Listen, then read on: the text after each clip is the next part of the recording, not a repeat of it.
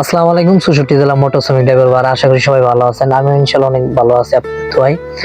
তো আমি আছি এখন ইন্ডিয়ার যে পার্কিংটা, ইন্ডিয়ার পার্কিং আছি। এখানে সব ইন্ডিয়ান গাড়ি। তো ইন্ডিয়া এসে খুব ভালোই লাগলো। আমি গতকাল ঢাকা থেকে আইছি, ইন্ডিয়ার মাল নিয়েছি ঢাকা থেকে জুট। তো ঘুরে ঘুরে দেখতেছি এখানে কিন্তু ভিডিও করার নিষেধ, তারপর আমি করতেছি ভিডিও, রিস্ক নিয়ে। সিকিউরিটি গার্ড মানা করছিল। তো এই গাড়িগুলো আসলে দেখতে কিন্তু একটু অন্যরকম, বাংলাদেশের গাড়ি থেকে অনেক শক্তিশালী গাড়ি, শক্তিশালী চাক্কা। দেখেন গাড়ি নাম্বার WB ২৭ ৬২৫২৭, এটা হলো গাড়ি নাম্বার। আমাদের দেশে থেকে অনেক ভিন্ন।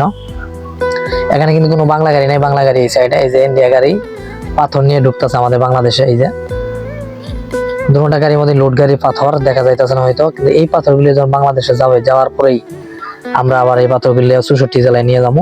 এটা হলো লালমনিরহাট জেলা, বুড়িমারি বন্দর বর্ডার। পরে ৪ বছর পরে আইছি, আইসে আজকে সারাদিন করলাম। তো এখন দেখেন আমাদের বাংলাদেশের গাড়ি সবগুলাই জুট ভরাইলে সবগুলা গাড়ি ইন্ডিয়া ঢুকবো। নেপাল ৬৫০ কিলোমিটার, ভুটান হইলো ২৭৮ কিলোমিটার।